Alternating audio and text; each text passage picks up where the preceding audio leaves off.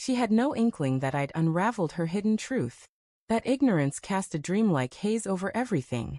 Each morning, as we faced each other across the breakfast table, I watched her thumb through her phone, her lips curved in that practiced, familiar smile. I'd memorized that look. The same one she wore when we first crossed paths. The same one she wielded when she misled me. Still, I held my tongue. For 3 weeks, I carried the burden of that knowledge, a weight like a stone lodged in my heart. I knew his identity. I knew the hotel they slipped away to. I even recognized the new fragrance clinging to her when she came home, one he favored. It wasn't to my taste. I've never cared for floral scents.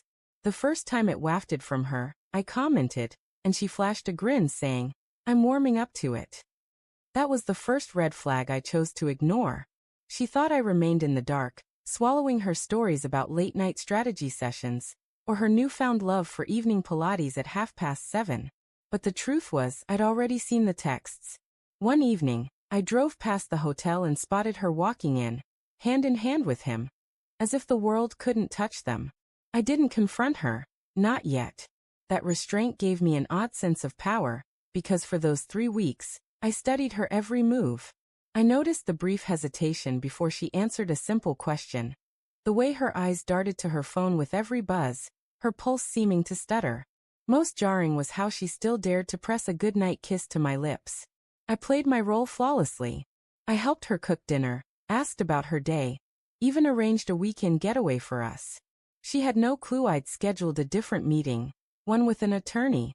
The night she claimed to be at a work retreat, I was finalizing legal papers. When she crept home late, I lay in bed, pretending to sleep. She moved quietly, careful not to wake me, and let out a faint sigh, as if she'd once again dodged discovery, as if she still held the upper hand. She was wrong.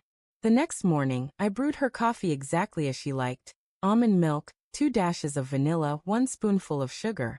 She strolled into the kitchen, draped in one of my shirts, acting as though the world was still in order.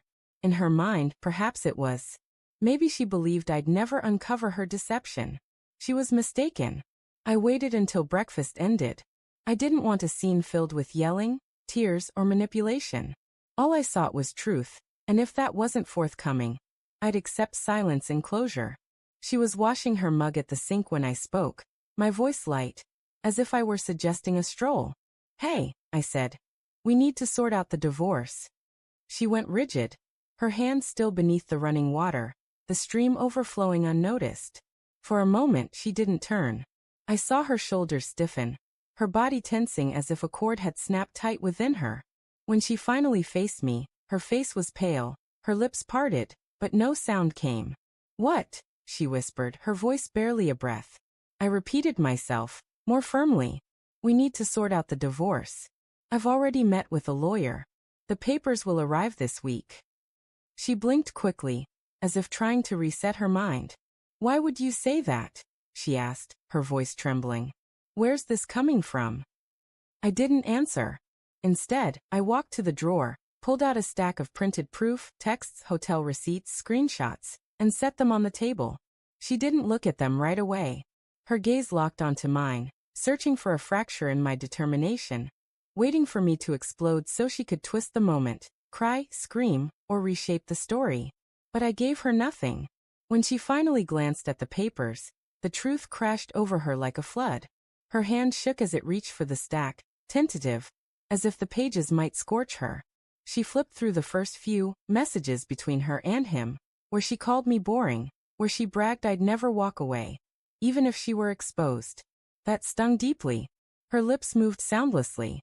Then, in a faint murmur, she said, "I can explain." "No," I said evenly, "you can't.